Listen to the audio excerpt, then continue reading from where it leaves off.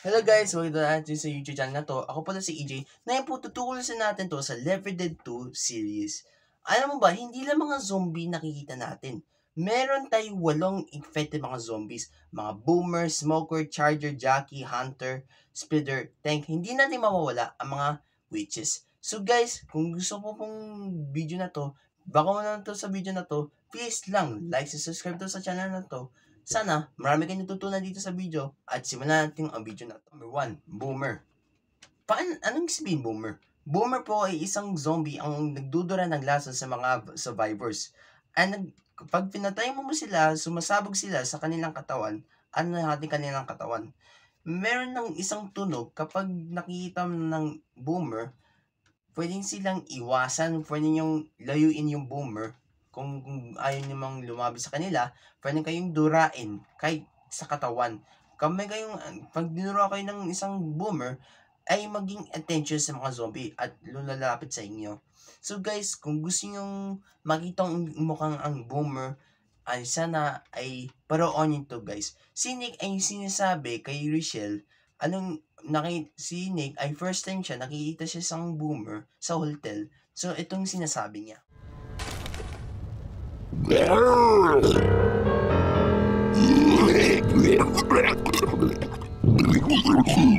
Hey, football man. Is this a relative of yours? Careful. They've been calling those boomers. For obvious reasons. So that's a boomer, huh? You know it's sad to see an eating disorder get out of control like that? Next sa boomer ay hunter. Mga hunter ay nagsusuot sila ng jacket. Ay hindi sila nagpapakita ang kanilang muka. At pwede sila umakyat sa pader. So, ibig sabihin, kaya nilang umakyat sa pader at pwede nila taluyin ang mga survivor. Mga hunter pro, marunong silang tumalon sa mga survivors at pwede silang i-down ang biktima. At pagkatapos, hanggang sa namatay yung survivors, ang target nila, nandito na yun, ay pwedeng mo silang grabbing fire. Nung pwede yung barayin sa katawan o sa ulo, pag nahanding hunter pag tumalon sa inyo. Tapos, ang mga hunter, maghanda nila tumalon. Marinig mo ang tayo, wala silang ginagawa. So guys, pero gustong marinig tong itsura niya at kanyang sounds niya, nakakatakot.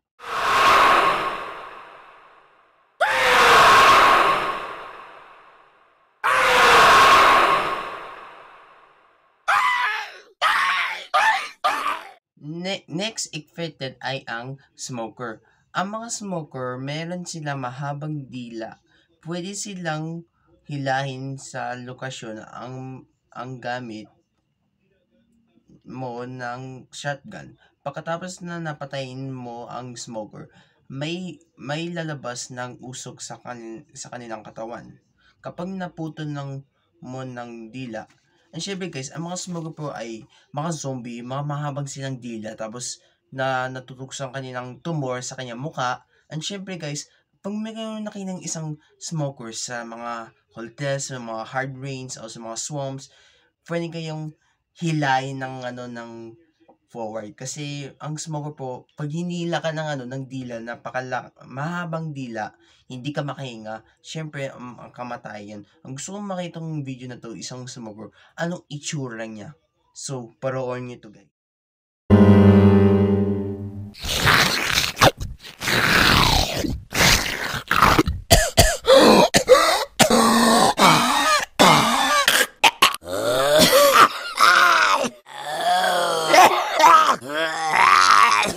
Speaking of smoker, meron isang zombie.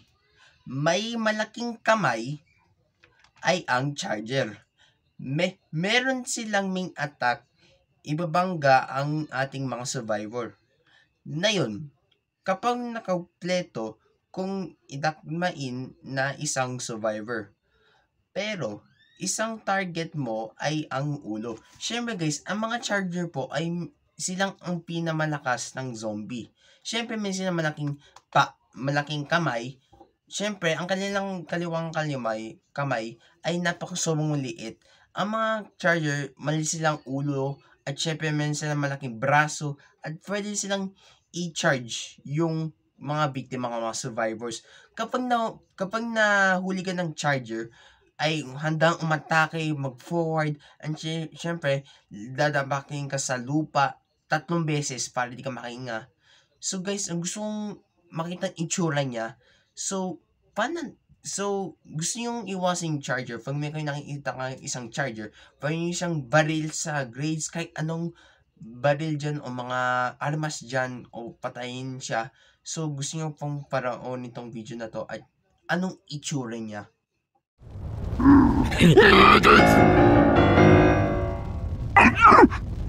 I was down here covering the story. I'm from Cleveland. Yeah? How you like our city so far? Well, it's lively. Yeah. Well, it's normally a lot nicer when we don't have the zombies. Oh, what the heck is that?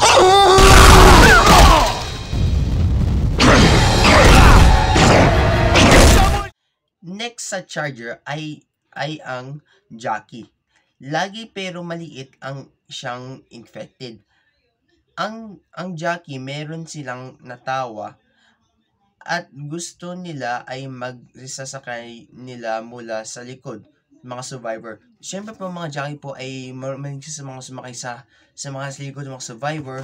Ang sabi dito, kasi ang infected ng Jackie gustong bahala lang sa inyo, inat lang talaga ang Jackie ay dangerous. Listen ang tunog ang Jackie. Mga Jackie po ay napakainis sa mga infected mga zombies. Tumatawa sila at saka naglagay sila nagaganon. Tapos napakaliit ang kanilang ulo. Tapos para siyang Jackie tumatawa at saka gusto niya makipaglaro sa mga survivors. Kung gustong paraon itong video niya at kanyang sounds niya, nakakatakot ang kanyang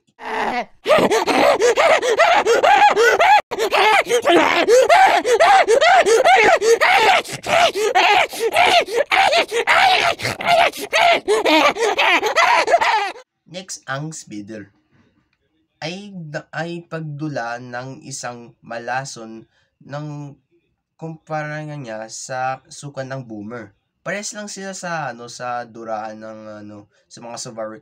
Kapag tinamaasan nito sa lupa, maraming damage pagkatapos bumaga ang pwedeng speeder, duraan yung survivors. Ang mga speeder po minsan mahabang leeg at meron silang mahabang bibig at dinudura dun sa mga survivor. Tapos pag dun sa spread din sa mga lupa dyan o sa mga swan, sa mga tubig, dudurain niya. Tapos yung biktima hindi nagagalaw pag nasasahig sila. Gusto kong makita itong speeder na to, anong itsura niya. Para siyang babaeng zombie, makikinig yung buhok niya at saka may siyang malaking bibig, parang sira-sira na. Tapos ang ganyang mukha niya, ang pangit.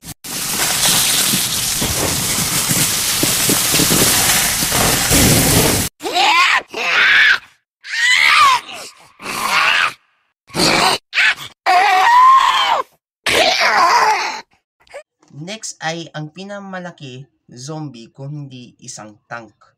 Ang pinamalakas, mabilis rin ang takbo. So mga tanks kasi, kung na-meet mo yung tank, magsimula ka ng tumakbo. So paroon tong video na to, napakabilis nga tumakbo sa mga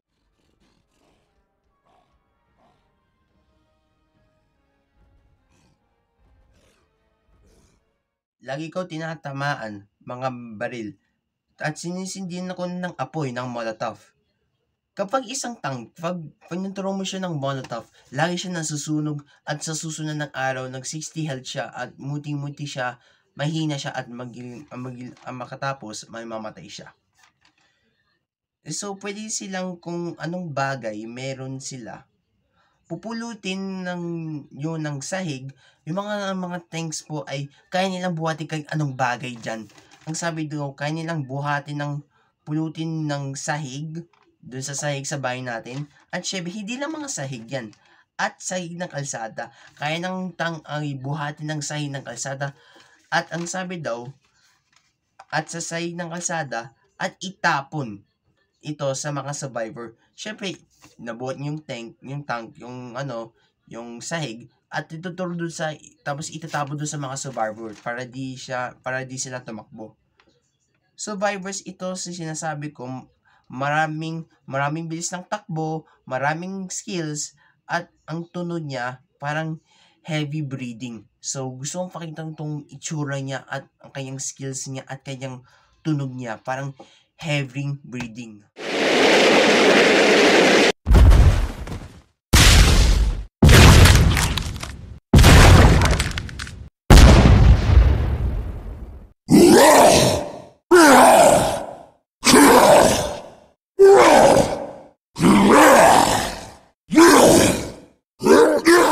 Sa tank na to, last but not the least, infected, pinanakatakot kung isang witch ay nagpapadala ng ayaw nila ng flashlight. Ang ibig sabihin, ayaw nila ng mga flashlight kung buksan ng ilaw ganyan.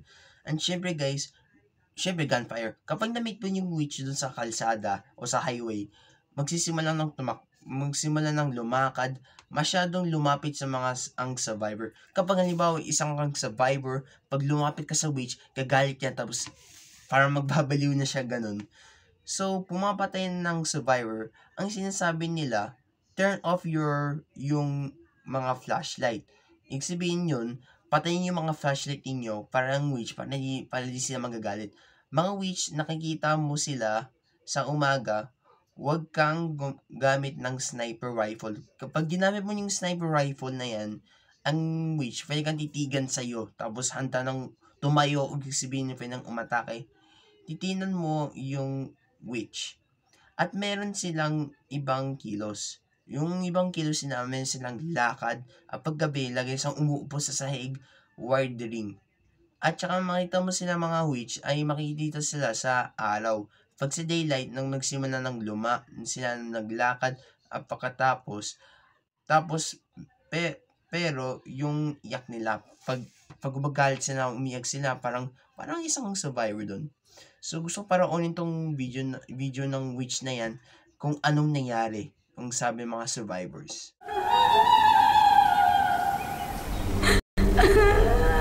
Hold up.